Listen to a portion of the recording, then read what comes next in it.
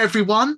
Welcome to Future Dreams podcast interviews. I'm your host, Klein Harvey, and today's guest is the amazing Olivia Swasey. If that name sounds familiar to you, it's because she is the daughter of the absolute legend himself, voice actor, director, and so much more, John Swasey. So, Indeed. welcome, Olivia. Thank you. Thank you. I'm very glad to be here today. Very glad to be here. Some people call him legendary. I just call him Dad. But I'm delighted to be here. Klein and I met when he was over in the States for a convention. And, you were just so delightful and so inspired and so full of life. And I got to meet your whole family, too. And it was really lovely. So I'm very glad to be back with you today, getting to chat a little bit. Likewise. So, start off. How did you get into voice acting? Okay, so my dad definitely played a big role in my entrance into the voice acting industry. I did a couple of bit parts when I was younger, and my dad was an ADR director, and he needed a little girl's voice or something like that. I would come in and do a bit part, but I was so young, I didn't really understand the gravity or the magnitude of what I was doing. And then I turned 18, and by then the labor laws had changed. So I had not been recording for a little while because they were only hiring people 18 and older. And I turned 18 and I was like, hey, Dad, what do you do again? Like, what do you do? I want to be an actor, and I feel like you do that. Like, can you tell me a little bit about it? I didn't really grow up watching anime. My brother did, but I didn't know that much about it. So Dad was explaining everything he did and how he was a director, and there are all these shows, and there's this whole world community fandom that I had no idea even existed. And I was like, well, that seems pretty cool. I think I want to be a part of something like that, So I started auditioning for, larger roles when I turned 18, and things just sort of happened after that. I was fortunate enough to be based here in Houston, Texas, where there's a fantastic studio, Sentai Filmworks. They handle the platform High Dive, so I was pretty local to a lot of the auditions that were being held, and that was really, really fortunate for me. But yeah, I started around when I was 18, so I've only been doing it for about 5 years now. But it's awesome. I love it. That is so cool. So, what do you enjoy about being a voice actor and also experiencing voice acting? So something I really enjoy about voice acting is that I feel like my range as an artist grows exponentially when it comes to voice acting, because it's just your voice. That's the primary tool that you're using when you're acting. Your look doesn't matter, your height doesn't matter, your hands don't matter. You wouldn't believe how many hand slates I've had to do for in-person auditions. I've had to show them my hands, and I hate that part. I think it's so silly. But for voice acting, you can show up in pajamas. You can show up with crazy hair. Maybe you shouldn't show up in pajamas, but you could, right? The possibility is there. But I just appreciate the range that it allows you in your creativity. I can play a little boy, which is something I'd never really be able to play in real life, or I could play an old woman. One time I played a spider monster. I don't know if I'd ever book that in real life. It opens you up to experience a lot more roles as an actor, which I really enjoy. What was the second half of your question? So, apart from enjoying it, what else do you enjoy from being part of it, really? Yeah, well, I would say I just really started attending conventions as a guest 2.5 years ago, 2 years ago, not too long. I don't have too much experience on the convention circuit, but I can remember the very first convention I ever went to, and it was incredible. It was just experiencing the community that comes along with anime is unlike anything I've ever experienced ever, even in my own local artistic community here in Houston, on the theatrical community. There's not this level of camaraderie and understanding and appreciation for one another's interest like there is in the anime community. And going to conventions has really shown me that, everybody's a family here. There's my dad loves to tell this story. He's like, you could walk around covered in just shaving cream and people would walk by you and be like, cool cosplay. You know what I mean? Like you can yourself. It's so wonderful. I mean, if the shaving cream melted, you might be in trouble. But aside from that, I really appreciate the community aspect, because I know a lot of times in the artistic industry, in the entertainment industry, it's very easy and can happen very quickly that you lose touch with the reasons why you love doing what you do, why you love this job. And I feel like every time I go to conventions, it reignites that love for, like, oh yeah, this is a community. That's why I do this, is because like I'm a part of such a loving community. That is probably the thing that I have come to love the most, being a voice actor. I absolutely agree, because when you're in convention, no one cares who you are or what you are or who you're cosplaying or who you're meeting. It's like you're all equal there. It's like a big family home. That's exactly right. I couldn't agree more. I especially like that, personally, that if your cosplay is not accurate or not accurate enough, Mm-hmm. you're still treated fairly and say, I like your cosplay and everything. Because, Yeah. yeah, because I cosplayed as Mono, and there was another person from Little Nightmares, pardon, with Thank the you. paper bag. Great. Love that game. And I saw another guy who was dressed as Mono, and his was so detailed and so good. And we did like the Spider-Man meme where we're pointing at each other. That's fantastic. Yeah. Yeah, I just love that because he was such a nice guy and everything. Yeah, truly, truly. And there was no mine's better, yours is worse. It was not like that at all. It was just fun, which it It's should just be. an appreciation. Yeah, it's just an appreciation for one another. And you don't get that in a lot of places. You really don't. Especially school. Especially school, especially school. And I mean, let's be honest, like when it comes to the anime fan base, like age range, it's infinite, right? But a good portion of people are still in some form of school. And for them to be able to find that kind of support outside of school is really it's really special, you know. Absolutely. So the big question is voice acting difficult? I mean, yes, I think any artistic form of creation is definitely difficult, right? It's a collaborative effort, and working as a team is not always easy. It results in a great product, and it results in a lot of great friends, but it's not always easy bringing everybody's ideas and thoughts into one collective group. But then again, everybody has their roles, so obviously the director takes precedent when it comes to forming the vision of the show and things like that.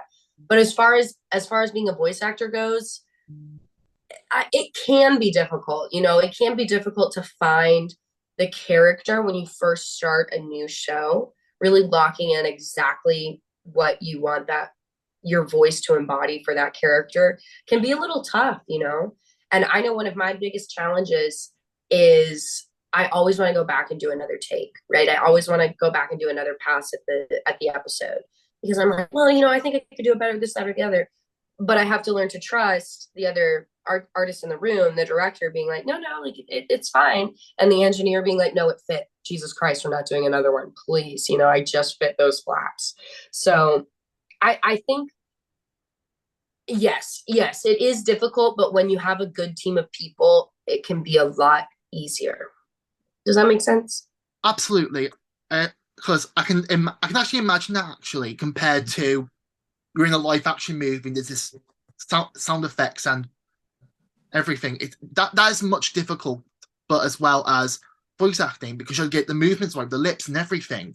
So I think. Sorry, go ahead. Okay. it can be difficult, when it to the actual technicalities of it, the actual like application of skills when it comes to matching lip flaps, matching time codes, stuff like that. Sometimes that can be tough, when you're trying to pinpoint a mood and attitude, whatever you're trying to communicate through that line. It can be tough to remember that you also have a very specific set of parameters that you have to fit your line in between, and sometimes it can be tough, still communicating the artistic intention that you want to as an actor, and also making sure that you fit time codes, lip flaps, things like that. That can be tough too. I absolutely agree with you, Olivia. And next question is, what anime series and projects have you been in, and what was your first role? My first ever role, like I mentioned before, it's too long ago for me to remember. I have brain rot, so I don't remember past like 16. But I did bit parts for my dad when I was younger, but I think my first named role was Momaga in Girls in Panzer. And believe it or not, people still approach me about that, and they're like, "I love this show, and I know you're in it." And I'm like, "Really? Do you know that show?" Because to me, it seems so long ago. It was my first ever project, and but like anime fans love the new and the old and everything in between. But I have been working on some really cool projects lately. We just started working on Keep Your Hands Off Isaacin, which is a really I'm really enjoying working on that show. It's a lot of fun. It's about three girls who start an anime club at their school, and just the trials of friendship and the trials of starting something new, starting a new like a new establishment, and that was a lot of fun to work on. Some other recent projects I've done, Penguin Drum, the movie. I'm Quitting Heroing was a lot of fun. That was one of my last leads that I really, really enjoyed working on. And Eminence in Shadow just came out, and I feel like that's pretty popular right now. People are really digging that. I'm trying to remember what are the recent ones I've worked on. Uh, I I worked on Peter Grill in The Philosopher's Stone, which I don't know if you're familiar with that one, but it's a little bit racy, a little bit darker, perhaps. And that one made me laugh the whole time I was in the booth. I was just cracking jokes with the director, Kyle Jones, and the engineer, Jonathan. We were just having such a great time working on that show because it is so silly and it's such a comedy. And you can't help but laugh at sex jokes, right? Like at the end of the day, they're hysterical. Yeah. So basically, is it a harem or ecchi, or is it just complete fan service all the way? It's written to be a comedy, so the fan service is almost poking fun at what fan service normally is in like more serious toned animes. It's like, oh right, yeah, there's boobs on screen. Like I don't know, it's silly. It's kind of indescribable. You might have to watch that one on your own. Don't watch it with your parents. Don't watch it with anyone. Oh, I know. Honestly, I've realized, no offense to Sentai film works or anything, but it's like Sentai has like the very strong adult anime, while Crunchyroll gets like the kiddie but also action ones, if you know what I mean. Did you know? Yeah, so like I mentioned, I just worked on this Penguin Drum movie, and it's based off the oh, I'm gonna embarrass myself by not remembering the name of the drug. There was an attack in Japan. I don't even know when it was. I think it was in the 90s. Oh, I'm embarrassing myself hugely right now. But it was a terrorist attack where somebody released a poisonous gas on a subway train and killed a bunch of people, and it really, really tragic. But this movie is based off of that attack, and there's a lot of artistic liberties taken within the film, but nonetheless, the core themes are there, right? And working on the film, it was intense, just watching the characters experience these emotions and seeing how the writers interpreted that tragedy. It was really a kind of a fascinating study of humanity, a little bit, and just how we react when our communities are faced with unthinkable tragedies. It was tough to walk through, and I had a lot of questions, and I had a lot of discussions with the director, and it was interesting. At the same time, Sentai, we get a lot of adult themed shows. We get stuff like that, but then we also get things like Peter Grill, which are adult themed in a different sense of the word. Yeah. But I don't know too much about the lobbying process of garnering new shows. That is far above my pay grade. That is far above my pay grade. Of course. Honestly, hearing the story about Penguin Drum, if that's correct. Mhm. Okay. At first, when I first heard the title, I thought it was going to be like a very, like a Pingu one, but hearing the story, it just sounds so sad, like Grave of the Fireflies. Yeah, that's exactly right. When I got the notification, the email that I had gotten the role, I was like, okay, cool. Like that sounds like a fun film, right? And then I walked in for the first day of recording and they were like, it's not very fun at all. And I was like, okay, let's go. You know, like, all right. But It's like the movie Paprika. You think it's gonna be like a cooking anime or anime cooking show, but in reality, it's basically people believe it's ripped off by Inception. yeah. Yeah. And you know what is I love when artistic projects appear to be one thing and then are actually another, you know, like Hereditary, the horror movie. I don't know if this is quite exactly what we're talking about, but in all of their previews and commercials, they made it seem like it was about the little girl, the little sister in the family. But, you know, obviously she doesn't make it even halfway through the film, right? So it's about something entirely different. And I love stuff like that. I love when things are not as they appear, that's so often the case in our day-to-day experiences. You know what I mean? So I appreciate when that aspect of the art reflects life. I think that's really accurate, really true. I absolutely agree with you. I've actually never thought about it until you said it, and now thank you very much. You're welcome. You're welcome. Yeah. Yeah, it's cool. So we've talked about I don't think I have to ask you this question, but I'm gonna ask you anyway. What was the hardest role you ever had to voice? Sounds like Penguin Drum, but it could be something different. So yeah.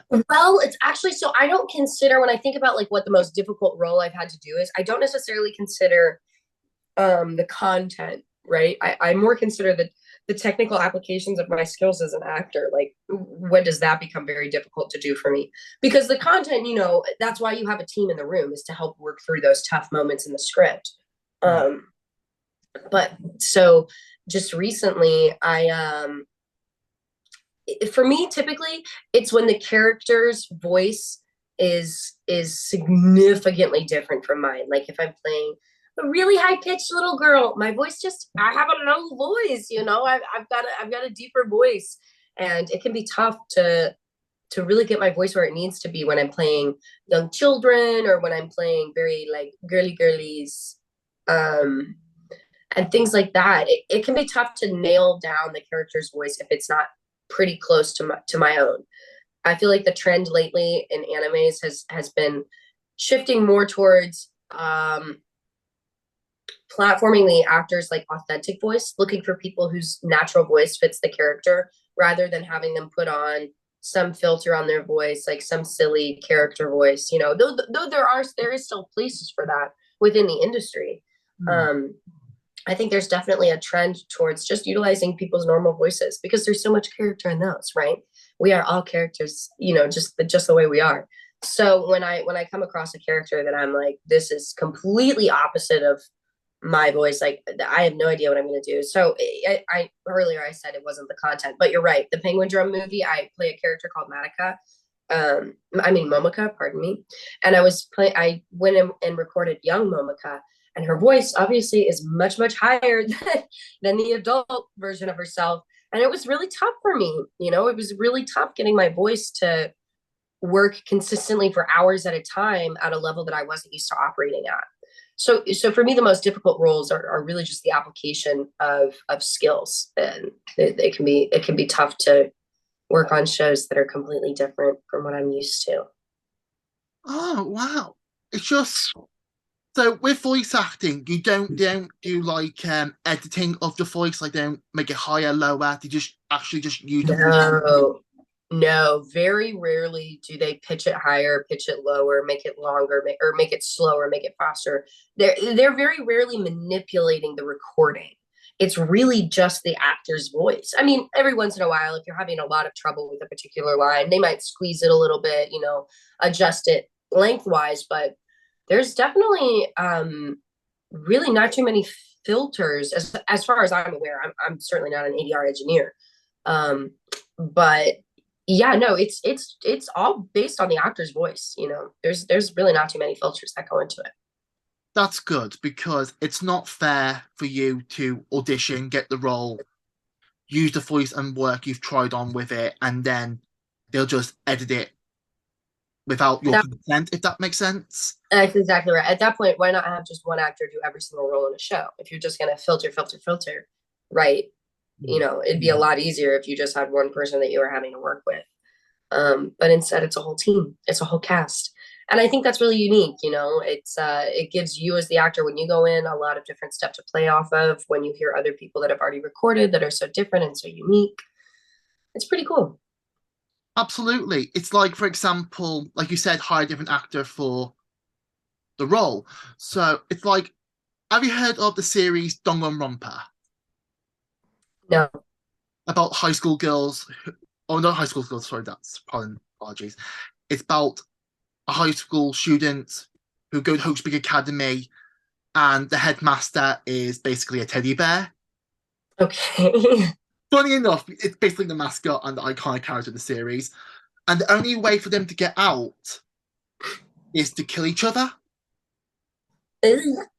So when someone gets killed, they'll go on trial. And if you choose the right person, then they'll get punished, or, as we would know, executed. Uh-huh. But if they choose the wrong person, everyone else will be executed apart from the culprit. What? Pretty much, yeah. That's dark. The reason that I bring that up is because a character from the first game, Toko Fukawa, is voiced by Amanda Celine Miller, Mm-hmm. but her side personality is voiced by a different actor who is Erin Fitzgerald. Mm-hmm. And that's why I like how they chose two actors to play one side than the other, because in the English dub, in the anime, it's just voiced by one person. Interesting. So I thought, sorry. So I think I bring that up compared to the anime and the video game. Yeah, yeah. You know, actually, we just that was part of why in this Penguin Drum movie, that was part of why I ended up playing young Matt. Oh my gosh, what is up with that? Young Momika is because in the Japanese, they have the same actor playing the older version of herself, the younger version of herself, and also her hat, which is a penguin. Really? Um, yeah, yeah. That's why it's So called they Penguin Drum, because of a hat. yeah, dude, it's a long story. Let me tell you, it's not about penguins that much. There's a lot of penguins in the movie. It's not really about them. Watch it, watch it. Do you know what I'm going to right now? I'm going to watch it after our Yeah, interview. literally, You've really intrigued me. we just dubbed the second movie, so I know the first one's out already, but we're working on the second one right now, and it's nuts. How about But you? well, it's based on a TV show from the 90s, I want to say, and it's all the episodes kind of mushed together into one movie.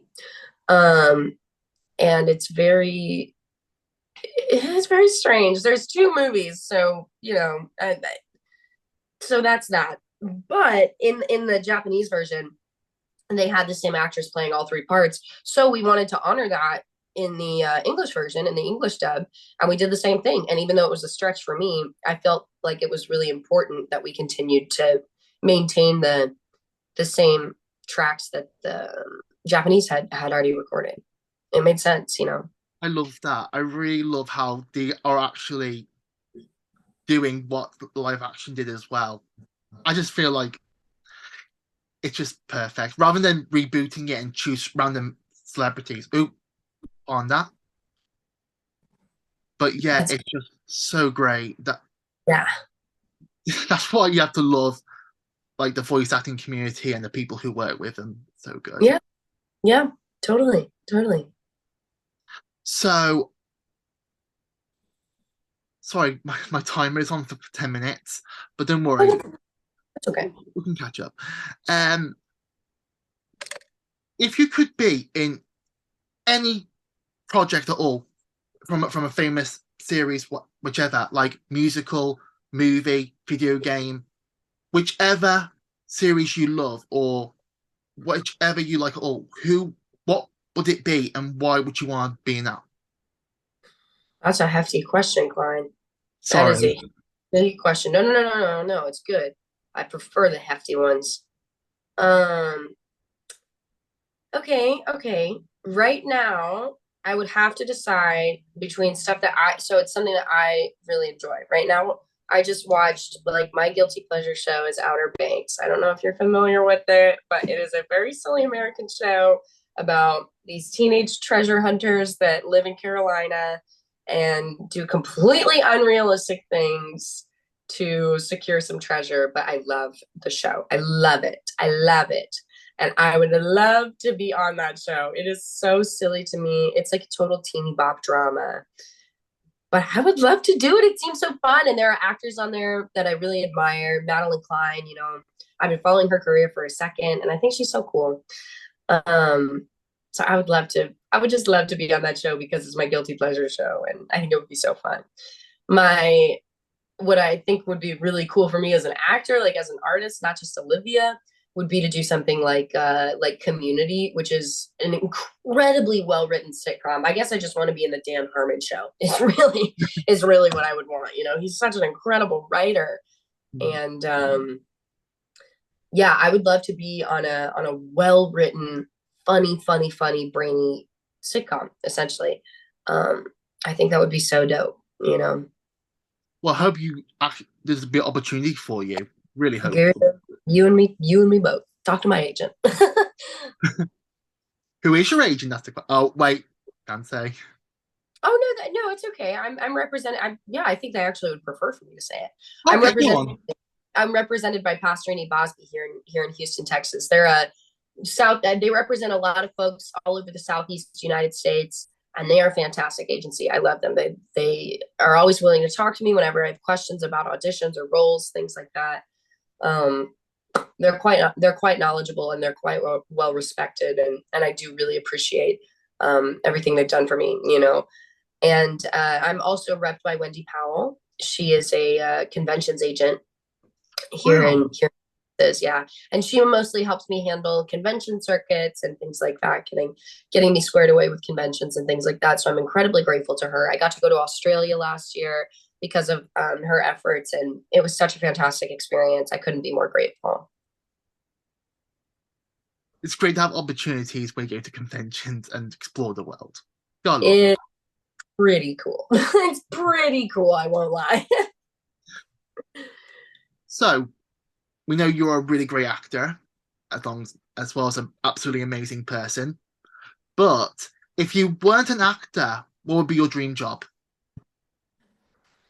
So this is a tough one because what I love so much about being an actor is I can do all of my dream jobs. If I feel like being a doctor that day, I can just audition to play a doctor, right? If I feel like being a lawyer that day, I could just audition to be a lawyer.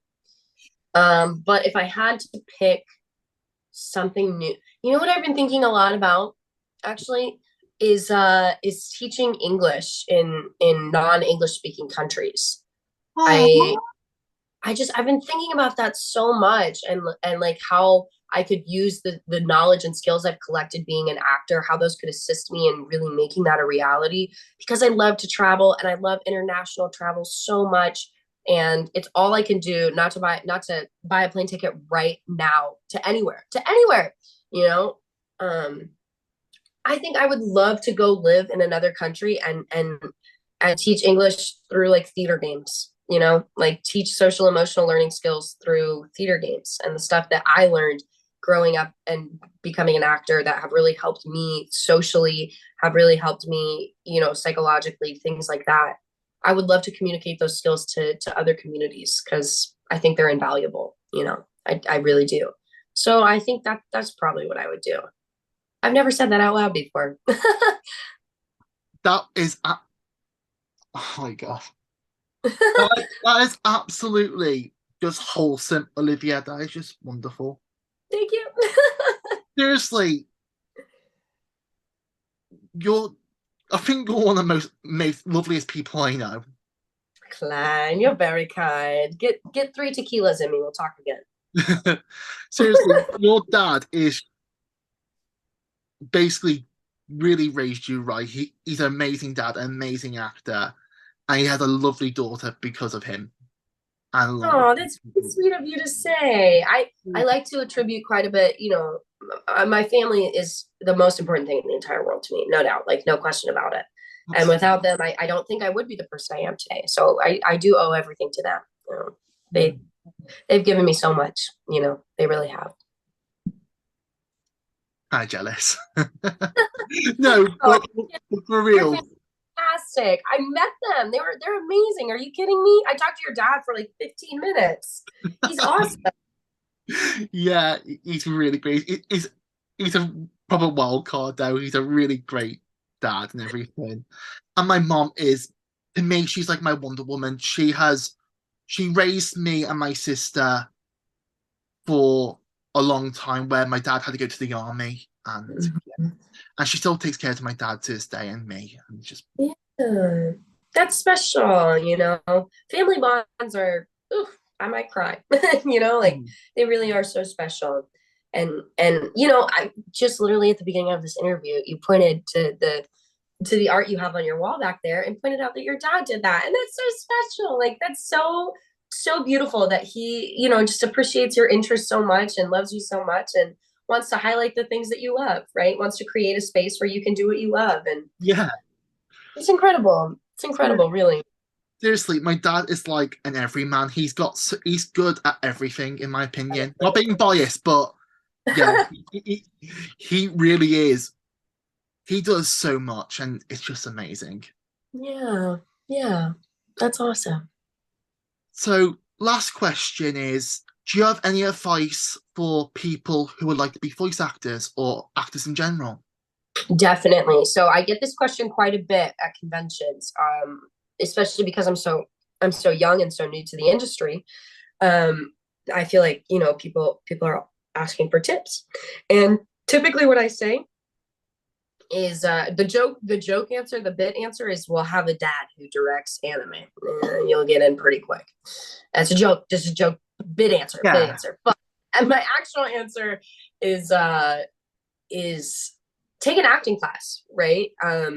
If you want to being a voice actor, it's no different than being a stage actor, a film actor. There are different techniques associated with each discipline, but the core tenets of the art are the same, right? You need to know how to be an actor, and if you want to branch out into any specific niche within the industry. So going and taking a general acting class, taking an improv class, just something to sharpen your skills as an artist, that is like the most invaluable thing you can do for yourself.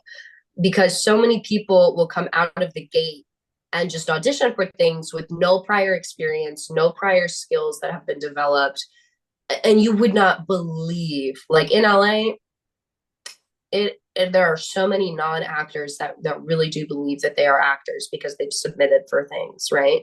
And Yeah. it's like, no, there's like real skill associated with this vocation, you know.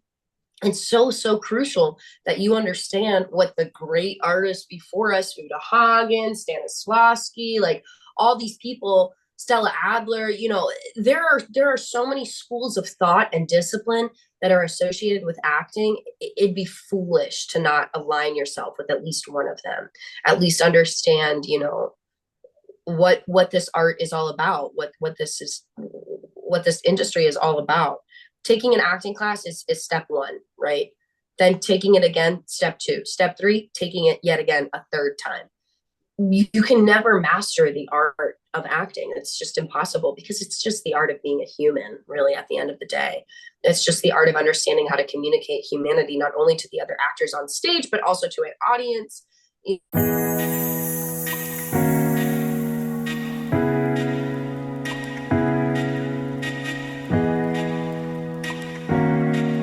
Can I hear you? Yes, now I can hear you. Yeah. Klein, I'm so sorry. I didn't know you needed premium Zoom. What's going on here? Must we monetize everything?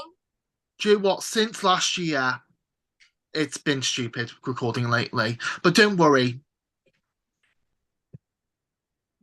We've had a little bit of difficulties, but yet we've got the really great guest, Olivia, with us still. So carry on, Mr. Swasey. Oh, thank you. Thank you. My apologies. I suppose that's what editing is. No, you have nothing to apologize for. Blame the developers of Zoom. They should give people enough chance. I will. I'll write a strongly worded letter. Just you wait. Just you wait. But no, They'll be watching this Zoom. Like I was saying, It's really about taking an acting class and developing your skills as an artist, and identifying skills that other people have that you could add to your toolbox that might help you down the road, and learning from other people, stuff like that. That's definitely my best piece of advice. I was coming to the end of my little rant there anyways. But that's my best piece of advice. Take an acting class, take it again, take it one more time, and then maybe take a different one. Of course. Do you know what? I agree with you completely. And also, what I wanted to say was, apart from taking acting classes, the main thing for me personally, is if you want to be an actor, then it's something that you actually want to be, not like, oh, I want to do this to get money and be famous and have publicity. No, no. Don't be an actor for your arrogance. Be an actor that has inspired you, and also what has basically involved you as well, what made you who you are today. Because we've all had like animations and movies and celebrities who have inspired us. And thanks to them, we actually know why we want to be actors, but not because we want to be famous, but also we've been inspired from it, if that makes sense. Oh, it completely makes sense. And I couldn't agree more, right? TikTok exists for that stuff. If you're looking for instant gratification, instant fame, 15 minutes of fame, whatever, there are other platforms that you can utilize to do that. But I think Bo Burnham has a great song called Art is Dead, which I think really highlights the crux of what you're saying there, right? Be an artist, be an actor, because it inspires you, because like that's what motivates you to get out of bed in the morning, is creating art. Mm-hmm. Creating art that really affects people and motivates people and communicates with communities. That's the dumbest thing I've ever said, communicates with communities. But it's true, it's true. Like those really are, those are the reasons that you should be an actor. You shouldn't be an actor because you want to meet your favorite Avenger, right? Like that's silly. Yeah. And especially because art means so much to so many people, and to do it for any other reason than that is just simply making a mockery of the industry. Absolutely. Especially like when you're in high school and you just want to rub in their faces like, guess what? I'm an actor. What are you? It's like, what does that mean? What I does that mean? hate that. Yeah. Because when I was in acting college, I wouldn't say I was the only one who actually wanted to be in the course because I want to be an actor, because most of them were actually there because they just want to do it for the sake of it. And when I heard a lot of people say that, that really affected me, because it's like they're not being actually inspired and not actually being respectful, and also many things that an actor who, or at least people who have waited years to get where they wanted today, from acting school, acting college, etc., and just doing it for the sake of it. That's Oh, absolutely. I mean, the core tenet of being an actor is being able to be genuine and authentic while performing. And it's very difficult to do that if you don't have a genuine and authentic reason to be doing what you're doing, right? It's very difficult to make that happen without that. especially where if someone is in acting college with you and they haven't actually done any roles, but they've been extra or background characters, and they make out like the Johnny Depp or something. Yeah. And Yeah. that bothers me. I mean, no offense, if you're a background character, that's great, but don't rub it on people's faces who haven't done that yet. Yeah. Yeah. And that People, just, yeah, come on. people are weird, man. People, I mean, I think that, I think that speaks to like a greater desire in all artists, which is like, at least for me, this is what I think. I don't know if this is necessarily true all across the board, but I think a lot of actors really just like, I mean, they'd like attention, right? They all like attention, otherwise they wouldn't be actors, right? And there's a lot of other tenets that go into being an actor aside from just wanting attention, and I think people forget that sometimes. Yeah, it's especially back in the 1930s with Marilyn Monroe and Shirley Temple.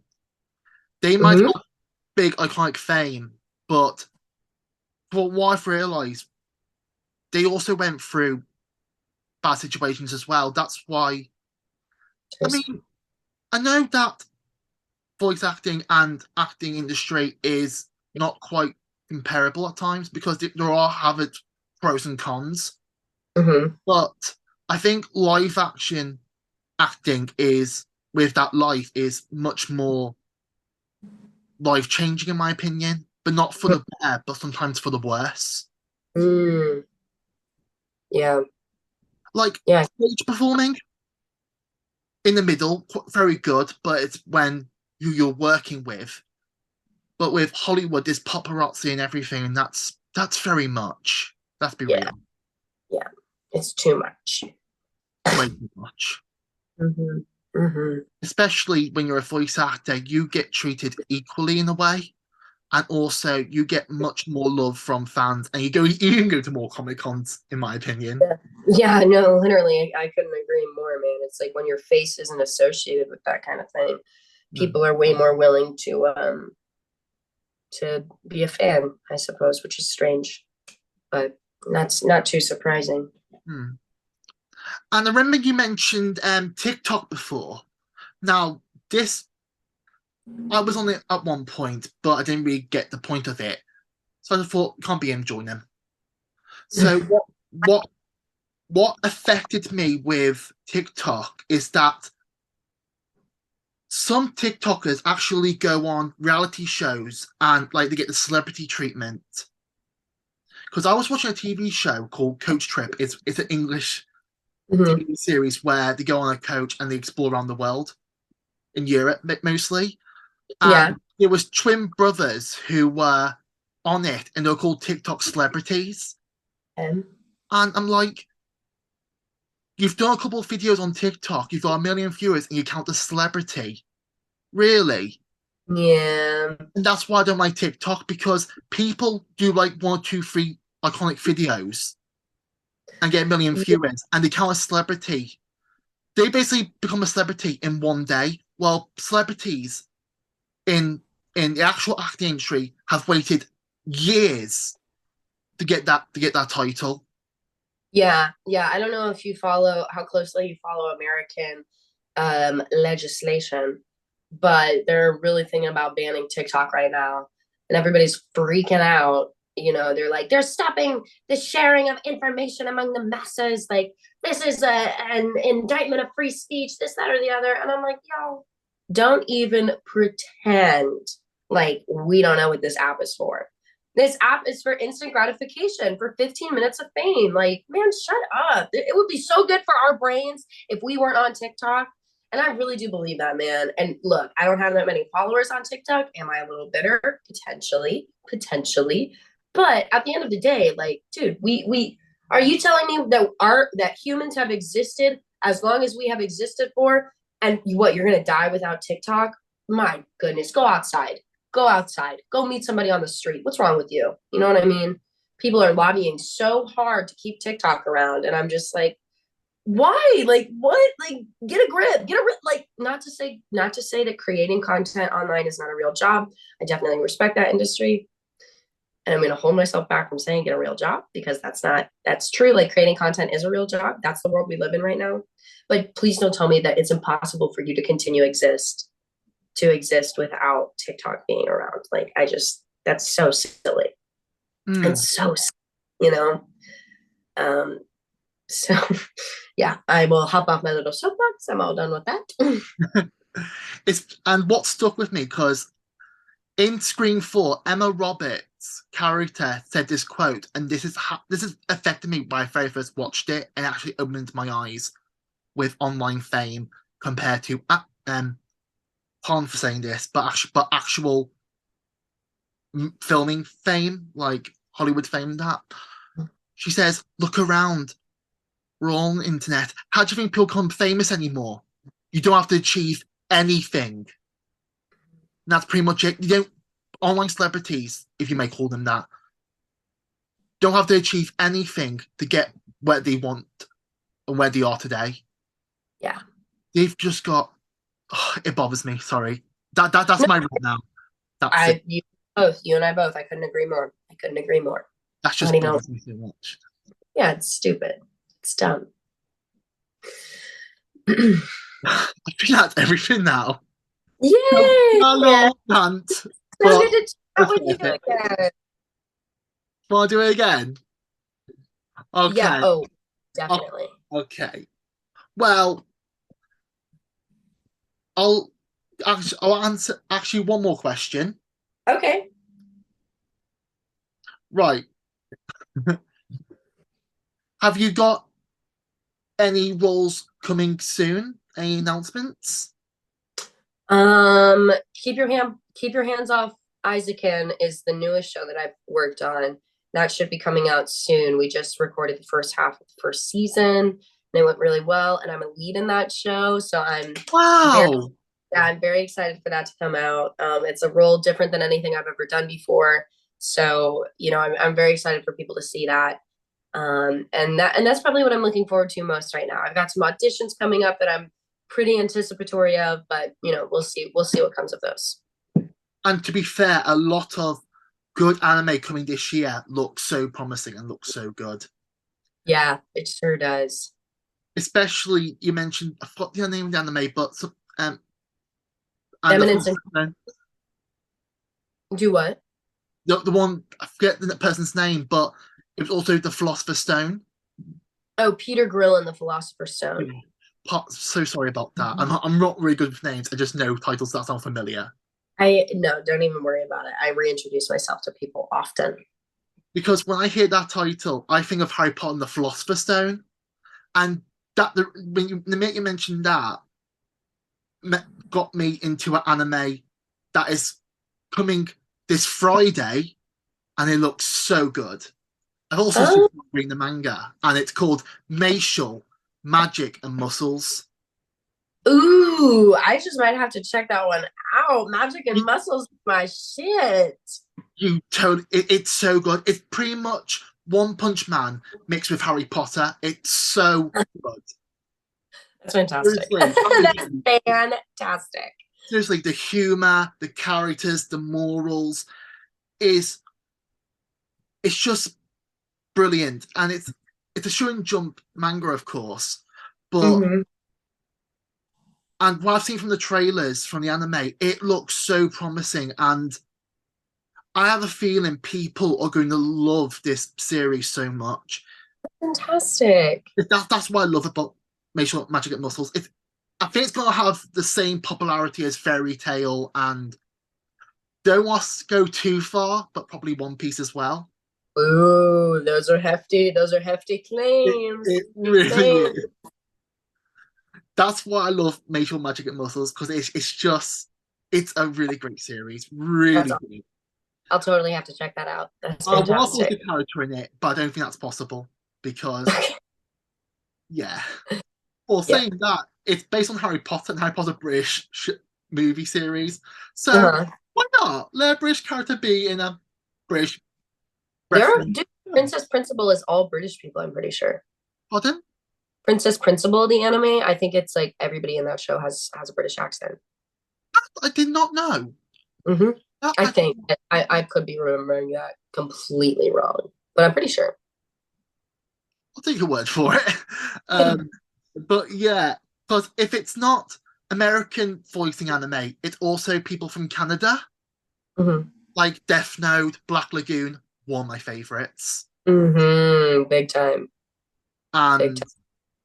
Just lately, you don't hear much of them anymore. Like the only anime I know that still has the Canadian dub actors returning is, upon my bad Japanese name titles, Yashahime, basically the sequel to Inuyasha about his daughter. And he brought back the voice actor of Inuyasha and Kagome, which is Richard Ian Cox, and he's a Canadian. And he's gone. And yeah, Inuyasha is voiced by Canadian actors. That's a lot. Especially. No, I just said that's pretty cool. Yeah, because I think I have to thank Crunchyroll for that, because from what I've seen, Crunchyroll are being quite open with other actors as well from around the world. Like I know Elsie Lovelock, I believe her name is. Uh-huh. She does online roles, but I'm pretty sure she does I think she did anime as well for Crunchyroll, and that's pretty cool. That is pretty cool. And I believe there's also Australian voice actors as well in anime now. Uh-huh. So That's that, pretty neat. and especially that they didn't recast Inuyasha and Kagome, that just shows that Crunchyroll probably wants to be open to all actors, in my opinion. It'd be foolish for them not to be. Yeah, I mean, give everyone else a chance. Give everyone who actually loves anime and acting just as much as you guys do. Yeah, totally. I couldn't agree more. I couldn't agree more. And fun story, when I saw Sentai Filmworks website and it was about auditions, and from what I know and what I've read last time, they only hire people who have been in experienced acting in movies and TV shows and that. Hmm. They don't hire people who have no experience with it, which is understandable. Sure. Just thought I'd bring that up.